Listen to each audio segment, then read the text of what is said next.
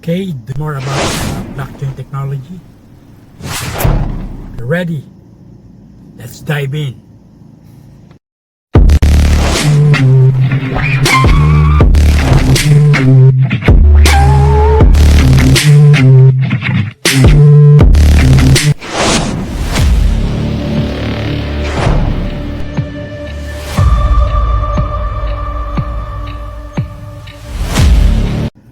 Okay guys, no, a lot of people still skeptical, no. There's still doubts when it comes to blockchain technology, no. Actually, blockchain technology is legit yan, mga kachismax, mga boss. Blockchain is a process of it's a digital ledger, no, distributed to the network. It is safe, secured,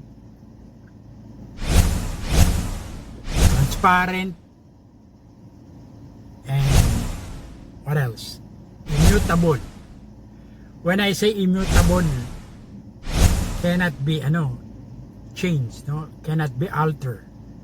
Meaning to say, siya, tamper proof. That's why it's hard to manipulate, no? It's hard to hack the whole blockchain technology. But yung mga na-hack, syempre, no? If I'm talking about hacking, na-hack yan normally doon sa mga wallet, which is outside na doon sa blockchain technology, no?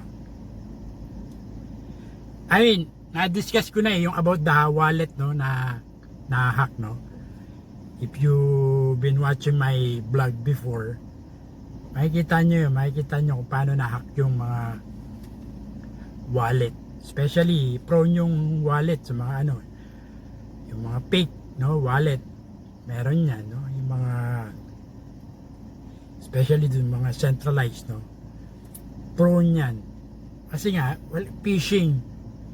Kung kontrolado ng isang database yan, well, of course, di malayo na papasukin ng mga hacker yan, no? Anyway, we will discuss about that. But I'm talking about the blockchain, no? So, secured. Sinabi kong immutable. Therefore, napaka high-end, no? Kasi nga, the block, no? Within the blocks, no?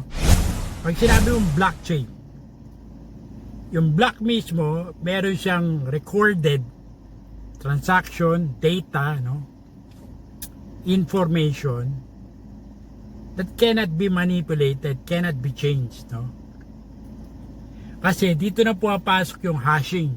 May tinatawag to na hashing, yung RSA 256 kung yung secured hashing algorithm, no?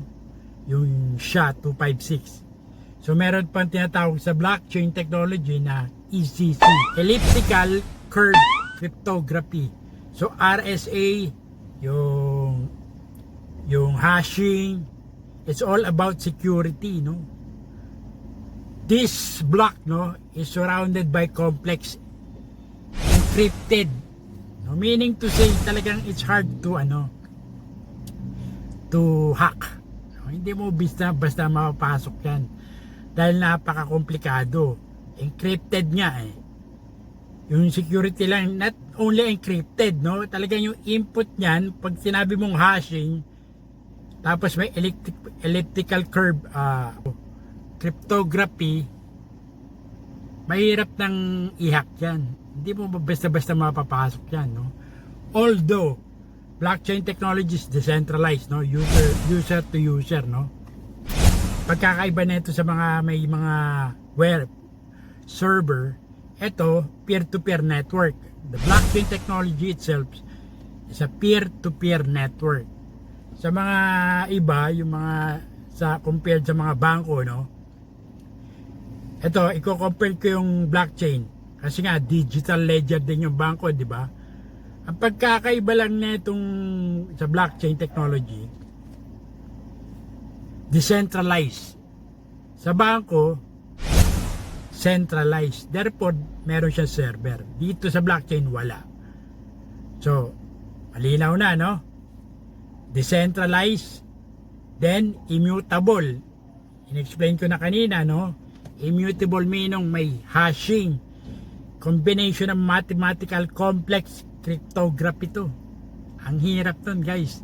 So if I've send message to the receiver, iba na output nun.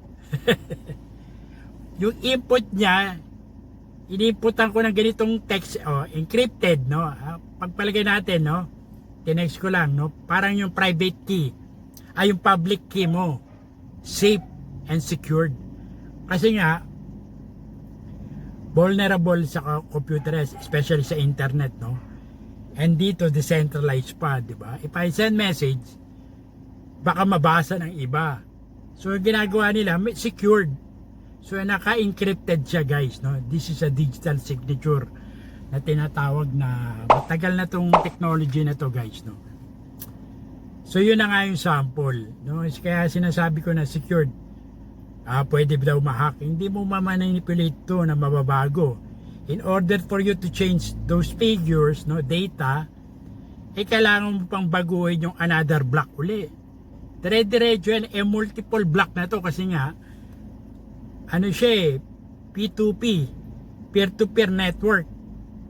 So the user can be connected directly from the internet, open source na tinatawag.